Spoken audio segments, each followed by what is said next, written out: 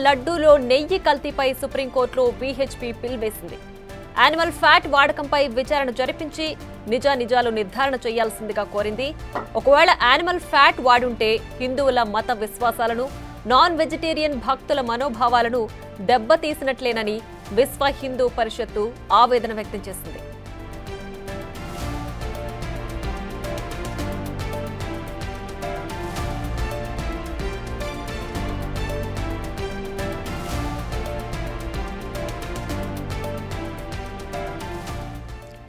శ్రీవారి లడ్డూలో నెయ్యి కల్తీపై సుప్రీంకోర్టులో వీహెచ్పీ పిల్ వేసింది.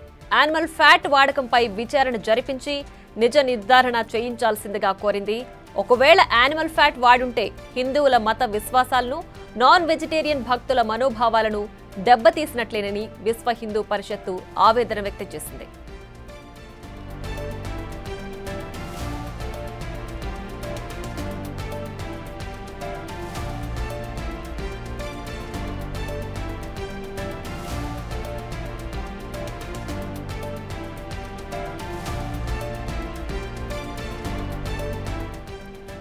శ్రీవారి లడ్డూలో నెయ్యి కల్తీ విషయంపై సుప్రీంకోర్టులో వీహెచ్పీ విశ్వ హిందూ పరిషత్తు పిల్ వేసింది.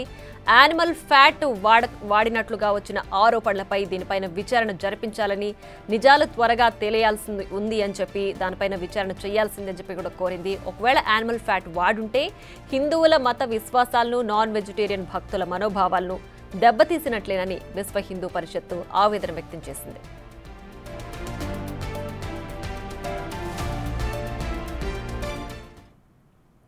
మరింత సమాచారం మా ప్రతినిధి శివ అందిస్తారు. Shiva, back to you.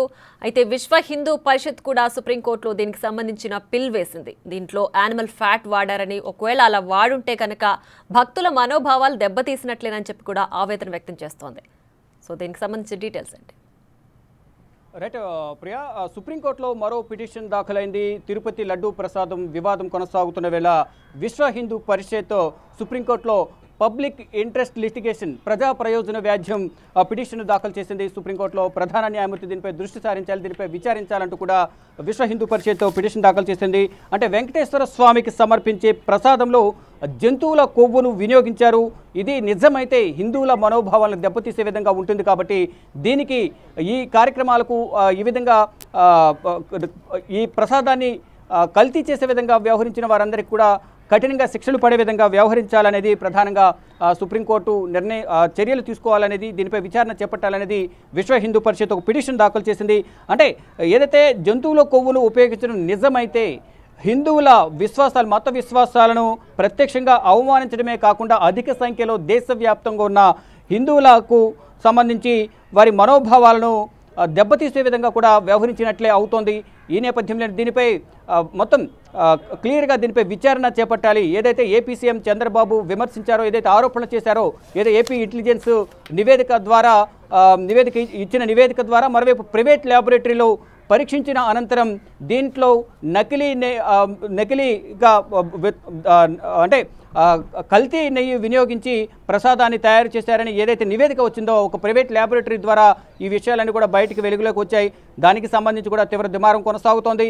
ఇటు చంద్రబాబు వ్యాఖ్యలకు కౌంటర్గా మాజీ టీటీడీ చైర్మన్ వైవి సుబ్బారెడ్డి మాట్లాడారు. కొద్దిసేపటి క్రితమే ఏపీ మాజీ సీఎం జగన్మోహన్ రెడ్డి కూడా మాట్లాడారు. ఇలా ప్రతి ఒక్కరు కూడా ప్రతి విమర్శలు అంటే రాజకీయ రంగు పులుముకుంటుంది.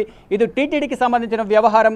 ఇటు హిందువుల మనోభావాలను దెబ్బతీసే విధంగా గత ప్రభుత్వం వ్యవహరించింది. గత ప్రభుత్వ హయాంలో టీటీడీ ఈవో ధర్మారెడ్డి ఇష్టానుసారం వ్యవహరించారు. అంటే ఐఏఎస్ ఆఫీసర్గా కాకుండా వైసీపీ కార్యకర్తగా జగన్మోహన్ రెడ్డి అనుచరుడిగా ఇక్కడ టీటీడీ కార్యక్రమాలు నిర్వహించారు అనేది ప్రధానంగా ప్రత్యర్థి పార్టీలు అయితే జగన్మోహన్ రెడ్డిని, టీటీడీ ఈవో ధర్మారెడ్డి, వైవి సుబ్బారెడ్డిని ఉద్దేశించి అయితే కీలక వ్యాఖ్యలు చేస్తున్నారు.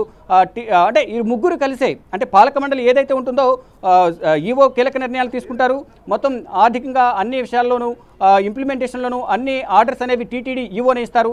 మళ్ళా అంటే వీరి సలహాలతోనే, అంటే టీటీడీ ఈవో ఏది చెప్తే వైవి సుబ్బారెడ్డి ఏది చెప్తే జగన్మోహన్ రెడ్డి అది చేసే విధంగా కూడా ఇక్కడ వ్యవహరించారనేది ప్రధానంగా ప్రత్యర్థి పార్టీలు అయితే విమర్శిస్తున్నాయి. మొత్తంగా చూసుకుంటే హిందువుల మనోభావాలు దెబ్బతీసే విధంగా గత ప్రభుత్వం వ్యవహరించింది. కల్తీ ప్రసాదాన్ని వితరణ చేసింది. ఇదే ప్రసాదాన్ని జనవరిలో రామ జన్మభూమిలో అయోధ్యలో బాలరాముని ప్రాణప్రతిష్ఠ కార్యక్రమంలో కూడా ఇదే ప్రసాద వితరణ జరిగింది. ఈ నేపథ్యంలో దీనిపై విచారణ చేపట్టాలంటూ కూడా మొదటగా సత్యం సింగ్ రాజ్పూత్ ఒక జర్నలిస్టు తరపున లెటర్ పిటిషన్ సుప్రీంకోర్టు ప్రధాన న్యాయమూర్తి జస్టిస్ డివై చంద్రచూడ్కు లెటర్ రాశారు. మరోవైపు కొద్దిసేపటి క్రితమే విశ్వ హిందూ పరిషత్ కూడా సుప్రీంకోర్టులో పిటిషన్ దాఖలు చేసింది. అంటే ప్రజా ప్రయోజన వ్యాజ్యం దాఖలు చేసింది. దీనిపై విచారణ చేపట్టాలంటూ కూడా వీరు కూడా డిమాండ్ చేస్తున్నారు. మొత్తంగా చూసుకుంటే దేశవ్యాప్తంగా తిరుపతి లడ్డు ప్రసాదంపై వివాదం కొనసాగుతుంది. ఇటు కేంద్ర ప్రభుత్వం కూడా దీనిపై స్పందించింది. దీనిపై విచారణ చేపట్టి నివేదికను సమర్పించాలంటూ కూడా కేంద్ర ఆరోగ్య శాఖ మంత్రి జేపీ నడ్డా చంద్రబాబుతో ఫోన్లో మాట్లాడిన సందర్భంలో మొత్తం వివరాలను అడిగి తెలుసుకున్నారు. Thanks for the updates.